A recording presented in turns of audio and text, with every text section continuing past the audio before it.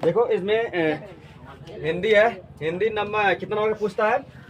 100 marks का पूछता है। उसमें हिंदी में मेरे को 3 सब्जेक्ट पढ़ना, 3 बुक पढ़ना रहता है।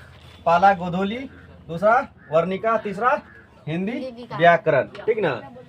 तो हम लोग आज स्टार्ट करेंगे कौन सा? वर्णिका। आज स्टार्ट करेंगे वर्णिका।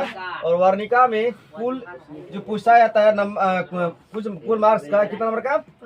15 मार्क्स का। कितना का? 15 मार्क्स का। और इसमें मात्र कितना चैप्टर है? 5 चैप्टर है। और 5 चैप्टर पहला है दही वाली मगम्मा। तो पूछेगा कि दही वाली मगम्मा कहानी जो है किस भाषा में था? ये था कन्नड़ भाषा में। और इसका लेखक कौन था? इसका लेखक था श्रीनिवास। कौन था इसका? श्रीनिवास। दही वाली मगम्मा यह भाषा था इसका कन्नड़। इसका लेखक था श्रीनिवास। दूसरा है दही दाते विश्वास। दाते विश्वास यह कौन सा भाषा में था? ये उड़िया भाषा में था। उड़िया भाषा में। कौन सा? उड़िया भाषा में। और इसका लेखक कौन था? सातकोरी होता। सातकोरी होता। पूछेगा कि दाते विश्वास किस भाषा से संकलित था? उड़िया भाषा से। और ये इसका लेखक कौन था? सातकोरी होता। उसके बाद है कि पूछेगा माँ कहानी जो है किस भाषा में था? ये गुजराती भाषा में। और ये इसका लेखक था ईश्वर पेटलीकर। कौन था? ईश्वर पेटलीकर। पूछेगा कि माँ कहानी जो है, माँ कहानी का लेखक कौन था? इसका था ईश्वर पेटलीकर। ईश्वर पेटलीकर। दूसरा है चौथा नगर। कौन है? नगर। और नगर पूछेगा कि नगर कहानी जो है किस भाषा से है? ये तमिल भाषा से। किस भाषा से? तमिल भाषा से। और नगर का जो लेखक था नगर कहानी का ये था सुजाता। कौन था? सुजाता। पूछेगा कि नगर कहानी किस भाषा में है?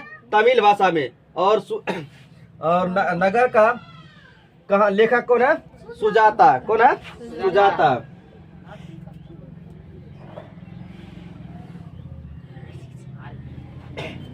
उसके बाद है धरती कब तक घूमेगी। धरती कब तक घूमेगी यह कहानी है राजस्थानी। कहाँ का? राजस्थानी है। और इसका लेखक है सावर दैया। कौन है? सावर दैया, ठीक ना। तो पहला हम लोग जाने कि वर्णिका में 5 चैप्टर पढ़ना है। पहला है दही वाली मगम्मा। किस भाषा में? कन्नड़ भाषा में। और इसका लेखक श्रीनिवास है। उसके बाद है दाते विश्वास। ये किस भाषा में है? उड़िया भाषा में। और इसका लेखक है सातकोरी होता। उसके बाद है माँ, ये है गुजराती भाषा में। इसका लेखक कौन है? ईश्वर पेटलीकर। उसके बाद है नगर जो कि तमिल भाषा में है। और इसका लेखक है सुजाता। और 5वां है धरती कब तक घूमेगी।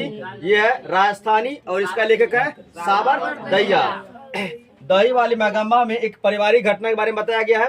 मतलब कि एक रहता है सास, बहू रहता है, और एक रहता है माँ जी।